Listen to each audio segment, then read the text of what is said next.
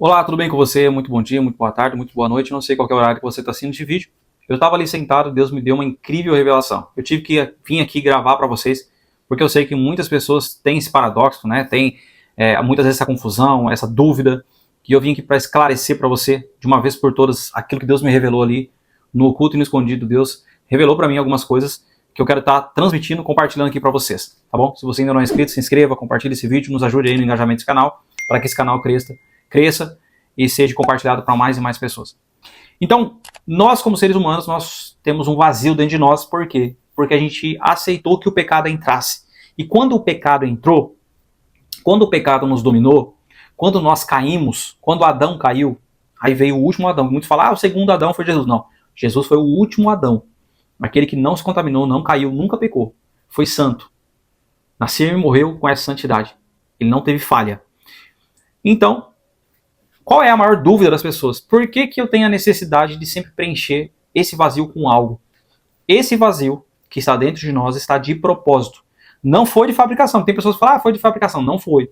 Nós fomos feitos perfeito. Imagem e semelhança do Criador. Não com todos os atributos que ele tinha, não com imortalidade, mas com alguns aspectos, que agora eu vou sinalizar para você aqui. Deus me revelou coisas e eu quero transmitir. Wellington, onde é que está escrito isso? Eu não sei. De onde é que você está tirando isso? Estou tirando isso da revelação, já estou falando já. Foi uma revelação que Deus me deu. De coisas que vai se basear muito na Bíblia, vai se basear muito naquilo que a gente acredita, vai se basear muito num contexto que a gente já leu, vai fazer muito sentido para você. Dificilmente isso não vai fazer sentido. Vamos lá. Como nós caímos, automaticamente nós viemos da linhagem, né, da descendência de Adão, nós viemos dessa linhagem toda, nós se desligamos de Deus. E quando nós se desligamos de Deus, Deus nos deu 3 sentenças. A primeira sentença foi que, como nós pecamos, nós iríamos morrer. Só que não foi uma morte física, ou seja, ele permitiu que a gente vivesse, mas ele nos sentenciou com 3 coisas. Ele retirou uma parte do nosso espírito, que foi uma dádiva que a gente tinha. Ele retirou um pedaço do nosso espírito, ou seja, a gente sempre tem essa necessidade, essa vontade de preencher com alguma coisa, e a gente não acha o quê. A gente vive correndo no mundo atrás de dinheiro, de fama, de sucesso, de bebidas, de álcool, de droga, de mulheres, de todas as sensações que o mundo pode oferecer, e isso nunca é preenchido, porque esse vazio não é um vazio físico, é um vazio eterno, ou seja, ele está na atemporalidade, não está aqui dentro desse mundo. Tudo que existe para preencher esse vazio é temporário. É uma sensação de êxtase, mas é temporária. Não é eterno, não é um preenchimento completo. Né? É um preenchimento momentâneo. Pronto. E por que a gente tem isso? Porque quando a gente peca, Deus nos sentencia. Primeiro, ele retira uma parte do nosso espírito, para a gente sempre depender dele, para qualquer coisa que a gente for fazer. Tanto que ele fala para Adão, agora eu não vou mais vir aqui, como eu sempre venho pessoalmente. Agora eu vou te ensinar como você faz sacrifícios para você voltar a se conectar, religare, para você voltar a se conectar comigo, para você voltar a ter intimidade comigo, como eu tinha com você. Só que, quando acontece o pecado, quando as pessoas, Adão e Eva pecam, a venda dos olhos cai, porque eles escolheram a árvore do conhecimento do bem e do mal. Aí que tá o negócio. Aí que tá o X da história. Você vai entender onde eu quero chegar. Calma aí.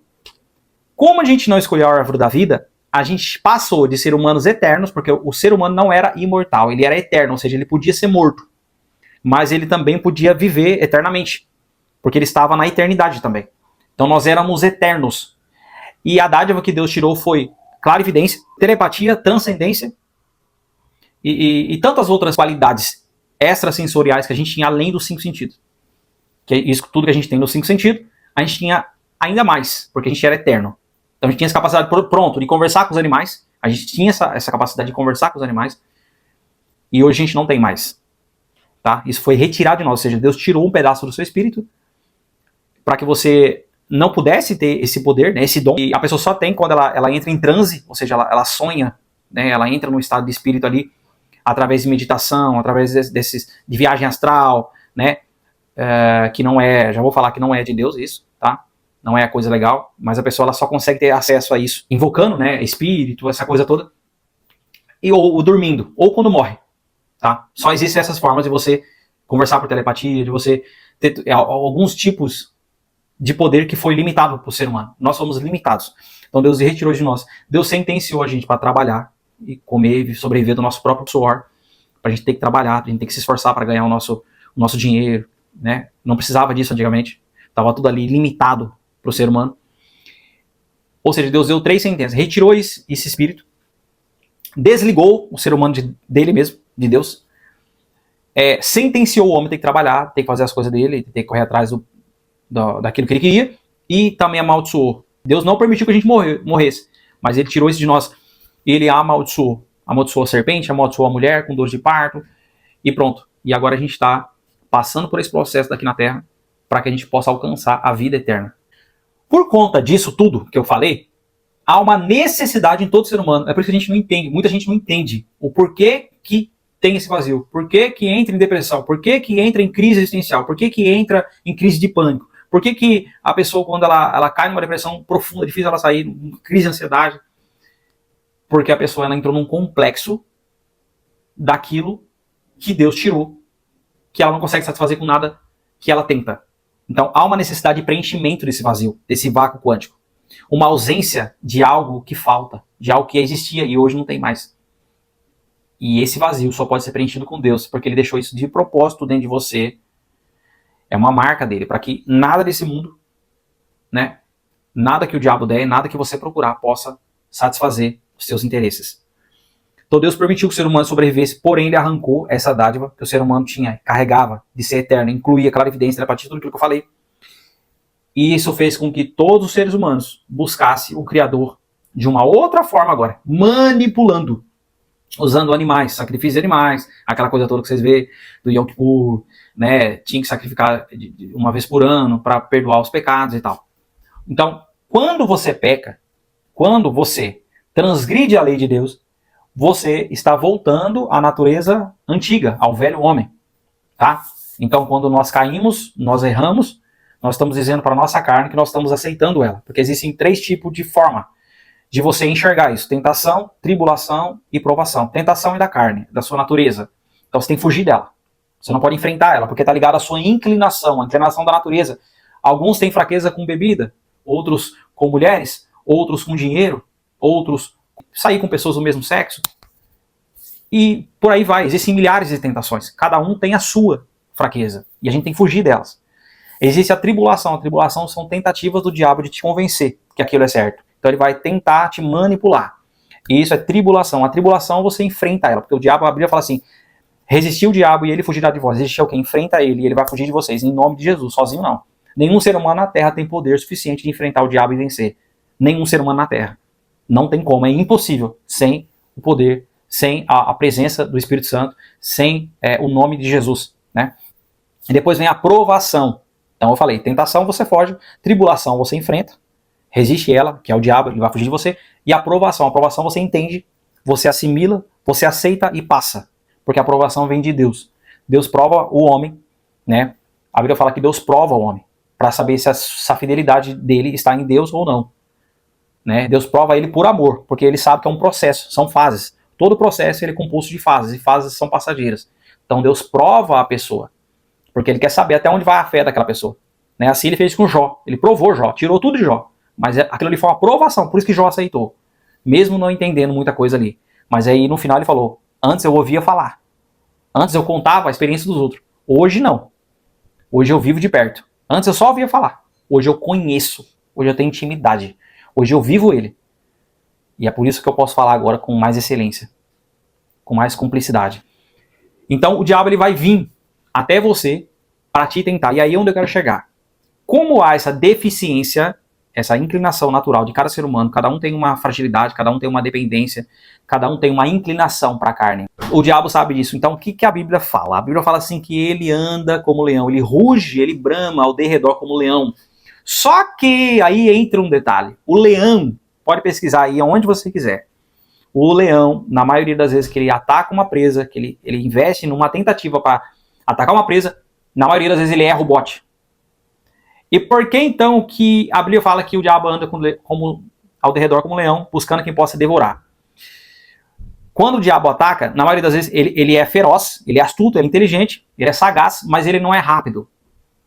Pode ver que alguns cervos, alguns veados conseguem fugir. E ele perde aquela presa. Porque ele não é ágil o suficiente.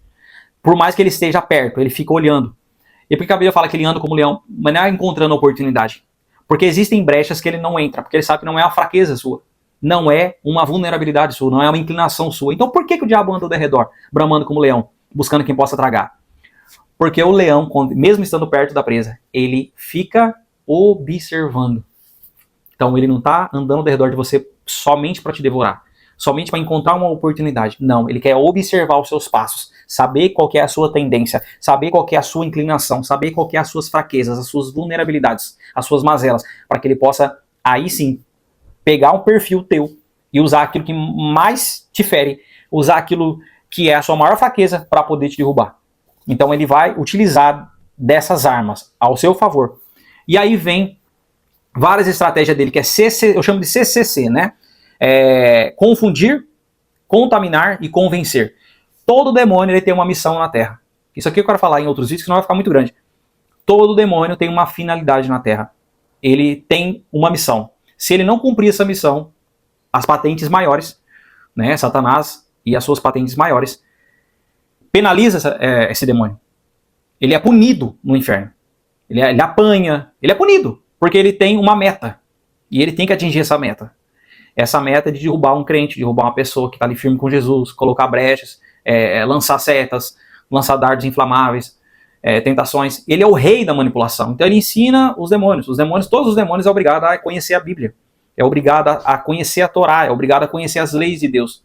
Para quê? Para poder enfrentar qualquer tipo de pessoa em qualquer circunstância. Porque se eles perderem uma batalha, a pessoa se converter, não aceitar a tentação, não aceitar as propostas, ele é penalizado. Porque a missão dele é tentar aquela pessoa, investir contra aquela pessoa e vencer aquela pessoa.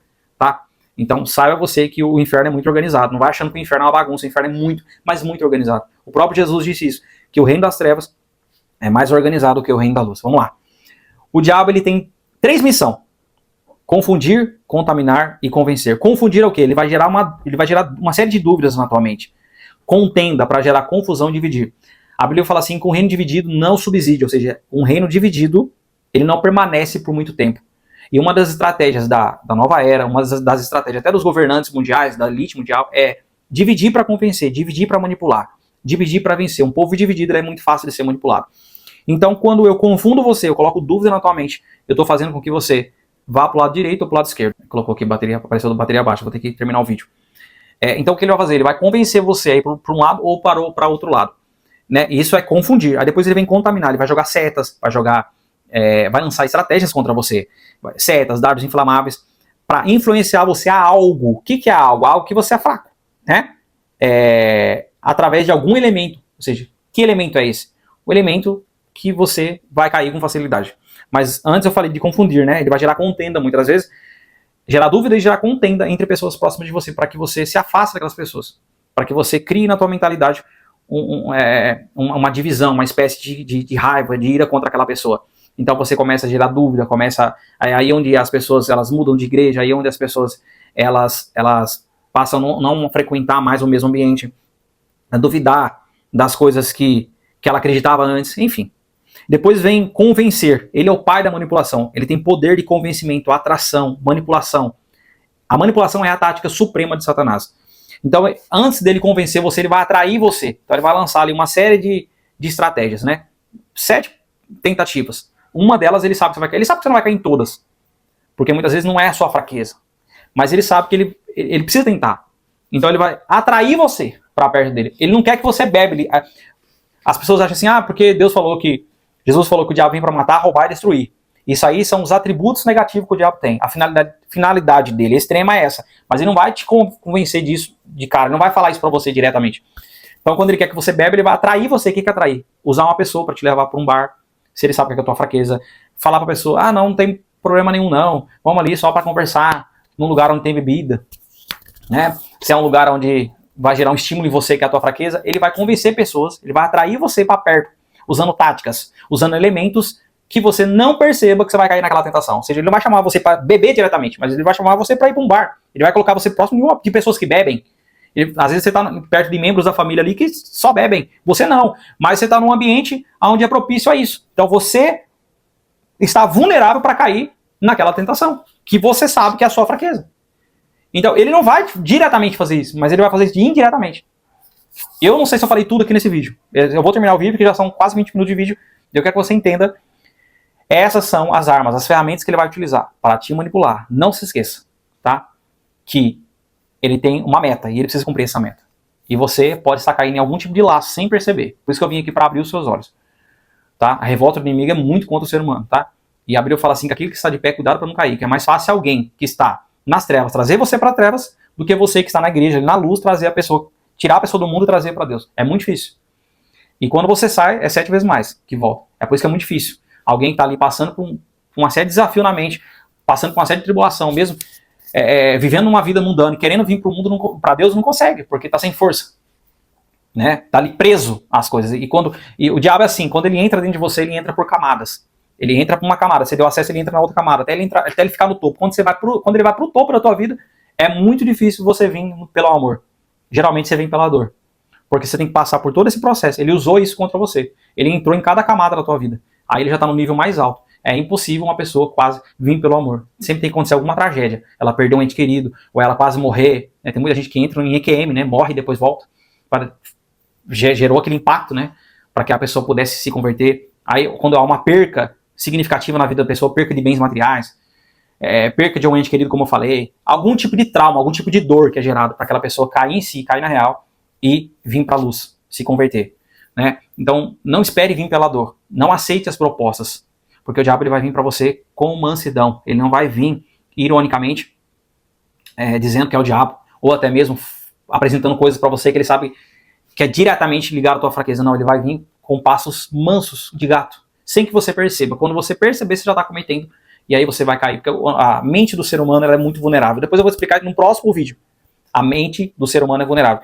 Quando Salomão fala que o coração do homem é enganoso, eles não entendiam naquela época que o coração era a mente, mas como eles não sabiam falar a mente, eles falavam o coração, mas eles estavam falando da mente. Nossa mente é enganosa, por conta do subconsciente. E aí eu vou entrar nesse assunto no próximo vídeo. Nós somos muito fáceis de ser manipulados. Se a gente não tiver Jesus, se a gente não tiver Deus na nossa vida, qualquer coisa, isso qualquer circunstância, sendo ligado à alma, né, aos sentimentos, ou até mesmo à influência satânica. Porque existem 2 tipos de influência.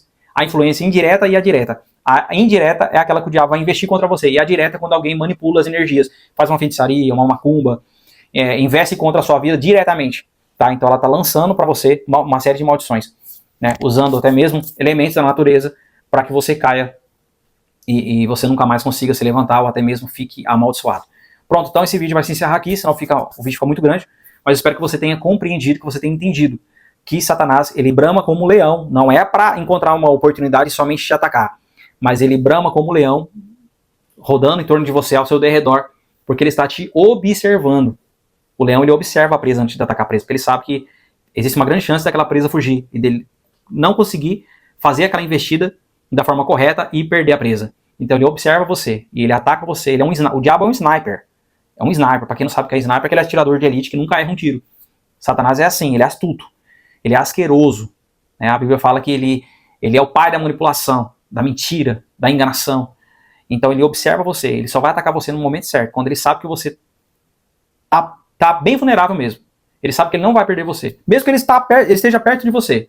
O leão é assim, ele tá perto da presa, mas ele não investe contra a presa. Você vê que ele fica ali, parado muito tempo ali, às vezes minutos, às vezes horas ali, antes de atacar. Porque ele está observando os seus passos, os seus comportamentos, para que aí sim ele te ataque. Ataque com a maior certeza de que ele vai conseguir